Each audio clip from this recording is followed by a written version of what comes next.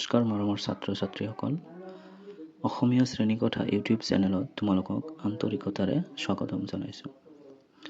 আজি আমাৰ আলোচনাৰ বিষয় হৈছে দশম শ্ৰেণীৰ অসমীয়া বিষয়ৰ প্ৰশস্তি শীৰ্ষক পাঠটি। এই পাঠৰ সকলো অনুশীলনী প্ৰশ্নৰ সমাধানৰ লগতে অতিৰিক্ত প্ৰশ্নৰ সমাধানো আমি এই ভিডিঅ'টোত কৰিম। এতিয়া বেছি সময় নষ্ট নকৰি আহা আমি ভিডিঅ'টো আৰম্ভ। মৰমৰ ছাত্ৰ ছাত্ৰীসকল, প্ৰশস্তি কবিতাটিৰ অনুশীলনীৰ প্ৰথম কুৱেশ্যন হৈছে কি যে ৰঘুনাথ চৌধুৰীক কি কবি বুলি জনা যায়। তো ইয়াৰ উত্তৰটো হৈছে ৰঘুনাথ চৌধুৰীক আমি বিহগী কবি বুলি কওঁ। গতিকে ইয়াৰ উত্তৰটো তোমালোক লিখিবা ৰঘুনাথ চৌধুৰীক বিহগী কবি বুলি জনা যায়। তাৰপিছত আছে ৰঘুনাথ চৌধুৰীৰ কবিতা পুথি দুখনৰ নাম লিখা।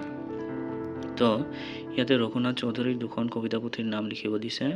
তো তোমালোক লিখিবা ৰঘুনাথ চৌধুৰীৰ দুখন কবিতা পুথিৰ নাম হৈছে সাদৰী আৰু কেতেকী। তাৰ পিছৰ কুৱেশ্যনটোলৈ আমি আহিছোঁ যে ইয়াতে কি কৈছে যে প্ৰকৃতিক কোনে সাদৰী আনিলে বুলি কবিয়ে কৈছে। যে প্ৰশস্তি কবিতাটিত কবিয়ে প্ৰকৃতিক কোনে সাদৰী আনিছে বুলি কবিয়ে কৈছে। ইয়াৰ উত্তৰটো হ'ব যে নতুন কুঁহিপাতে প্ৰকৃতিক সাদৰী আনিলে বুলি কবিয়ে কৈছে। বুজিছা যে ইয়াৰ উত্তৰটো কি হ'ব যে নতুন কুঁহিপাতে প্ৰকৃতিক সাদৰী আনিলে বুলি কবিয়ে কৈছে। তাৰ পিছৰ কুৱেশ্যনটো আমি চাম। কি কৈছে মন্দিৰৰ উপেক্ষিত কি ফুলে প্ৰেম পৰিমল যচা বুলি কবিয়ে কৈছে। ইয়াৰ উত্তৰটো হ'ব মন্দিৰৰ উপেক্ষিত ৰবাব ফুলে প্ৰেম পৰিমল যচা বুলি কবিয়ে কৈছে।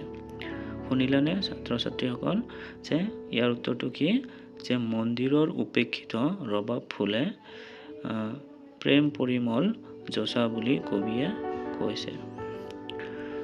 তো তাৰ পাছৰ কুৱেশ্যনটোলৈ আমি আহিছোঁ।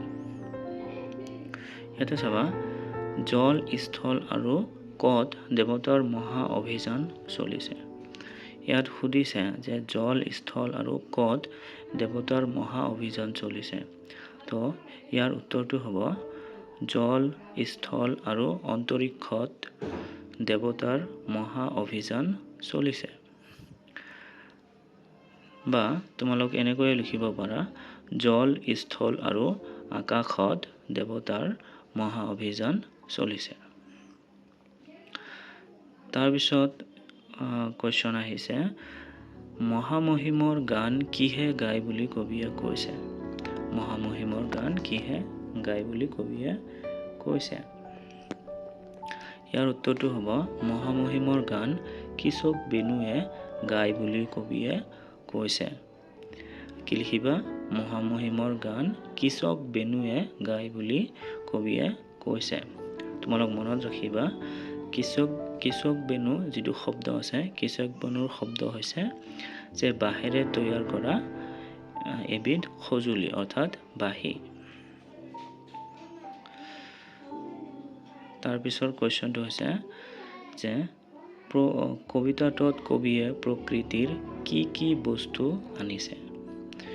যে প্ৰশস্তি যিটো কবিতা আছে সেই কবিতাটোত কবিয়ে প্ৰকৃতিৰ পৰা কি কি বস্তু আনিছে সেই সম্পৰ্কে কুৱেশ্যন কৰিছে।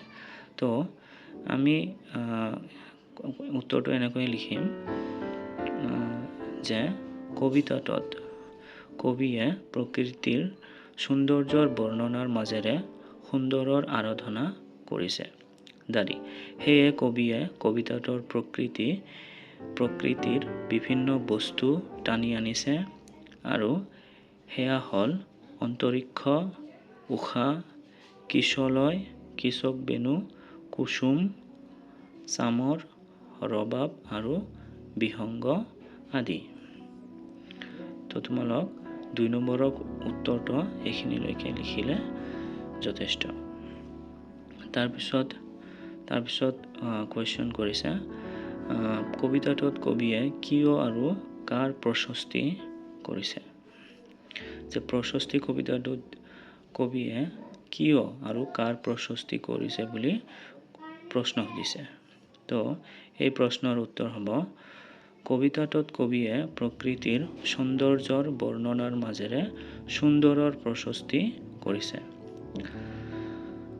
প্ৰকৃতিৰ যি অপৰূপ সৌন্দৰ্যৰ মাজত প্ৰকৃতিৰ সকলো বস্তুতে দেৱতাৰ সন্ধান, দেৱতাৰ অস্তিত্ব উপলব্ধি কৰিছে, যাৰ বাবে কবিয়ে কবিতাটোত প্ৰকৃতিৰ প্ৰশস্তি কৰিছে।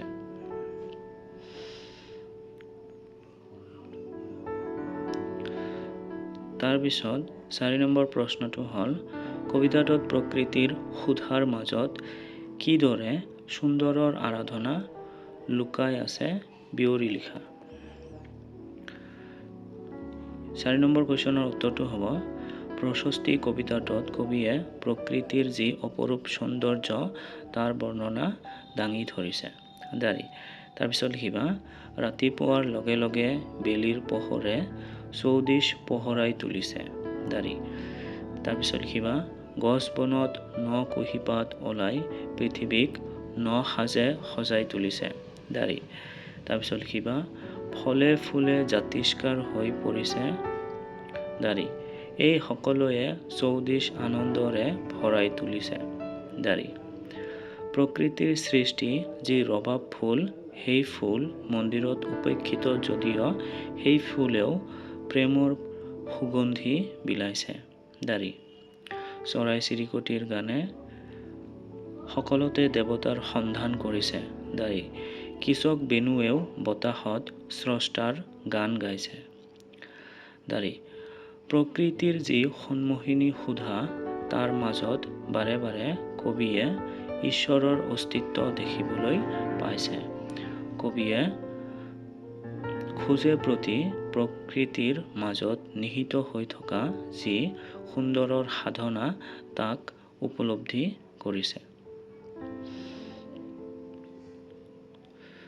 তাৰপিছত আহিছে যে ইয়াতে আমাৰ 4 নম্বৰ প্ৰশ্নৰ উত্তৰটো সমাপ্ত হ'ল। এতিয়া আহিম আমি 5 নম্বৰ প্ৰশ্নলৈ। 5 নম্বৰ প্ৰশ্নত সুধিছে, প্ৰশস্তি যিটো কবিতা আছে, সেই প্ৰশস্তি কবিতাটোৰ তোমালোকক মূল ভাৱ লিখিব দিছে।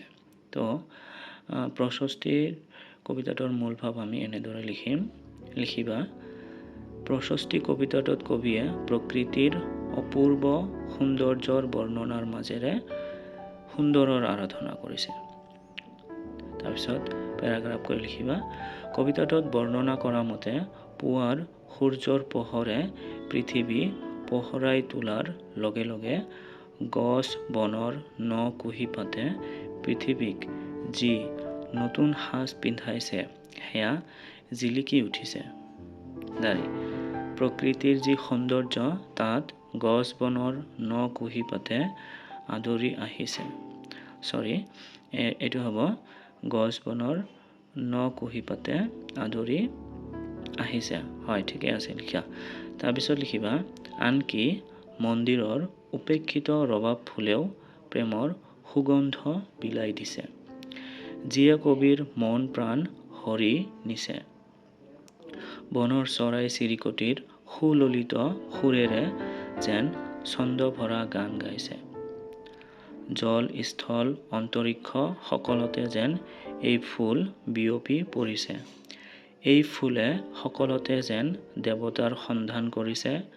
কবিয়ে অমৃতৰ সন্তান মানুহক কালৰাত্ৰিৰ শেষত মুক্তিৰ বাট বিচাৰিবলৈ আহ্বান জনাইছে।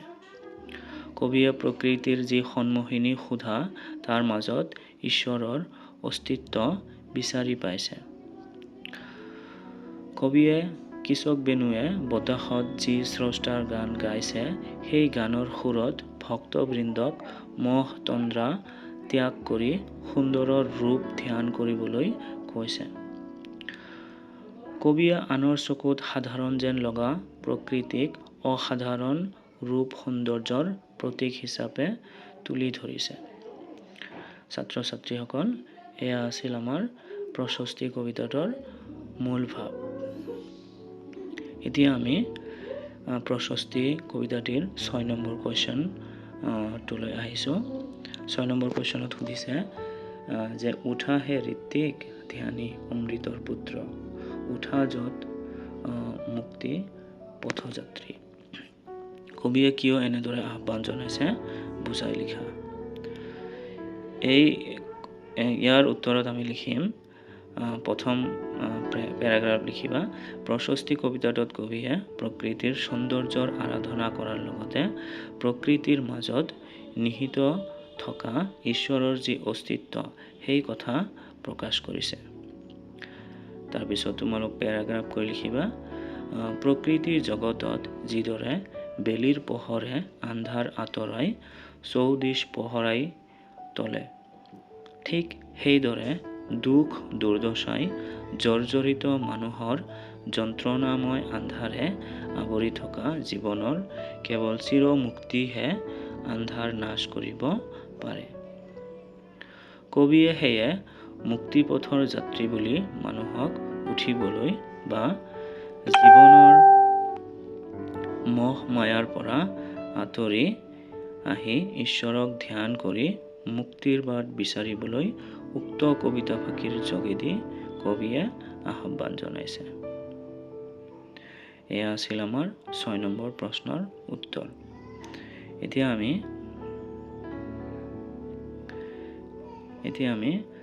7 নম্বৰ ব্যাখ্যা কৰা যিটো শিতান আছে সেই ব্যাখ্যা কৰা শিতানৰ আমি ক নম্বৰ প্ৰশ্নৰ উত্তৰ আমি লিখিম।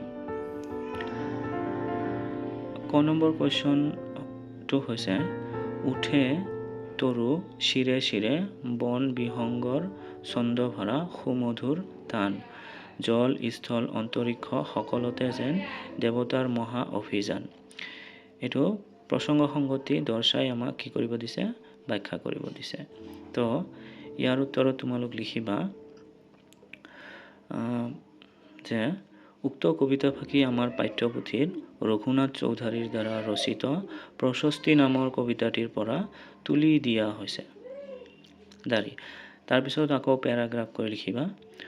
সৌন্দৰ্যৰে ভৰপূৰ প্ৰকৃতিৰ মাজত সকলোতে দেৱতাৰ অস্তিত্বৰ সন্ধান কৰাৰ কথা বুজাবলৈ কবিয়ে উক্ত কবিতা ফাঁকিৰ অৱতাৰণা কৰিছে। তো আকৌ তোমালোক কি কৰিবা, পেৰাগ্ৰাফ কৰি লিখিবা। ৰাতিপুৱাৰ লগে লগে বেলিৰ পোহৰে যেতিয়া চৌদিশ পোহৰাই তোলে, তেতিয়া প্ৰকৃতিৰ বাসিন্দা গছৰ ডালত থকা বনৰ চৰাইয়েও সুললিত সুৰেৰে গীত জুৰে। এই সুৰ শুনি কবিৰ এনে লাগে যেন চৰাই চিৰিকটিৰ ছন্দভৰা সুৰত জল স্থল অন্তৰিক্ষ আদি সকলোতে দেৱতাৰ সন্ধান কৰা হৈছে। কবিয়ে প্ৰকৃতিৰ মাজত যি দেৱতাৰ অস্তিত্ব অনুভৱ কৰিছে, সেই দেৱতাৰ মাজত মুক্তিৰ পথ দেখুৱাব পৰা শক্তিৰ সম্ভেদ পাইছে। উক্ত কবিতা ফাঁকিৰ যোগেদি কবিয়ে সাধাৰণ মানুহক সেই বাট দেখুওৱাৰ চেষ্টা কৰিছে। মৰমৰ ছাত্ৰ ছাত্ৰীসকল, এয়া আছিল আমাৰ 7 নম্বৰ শিতানৰ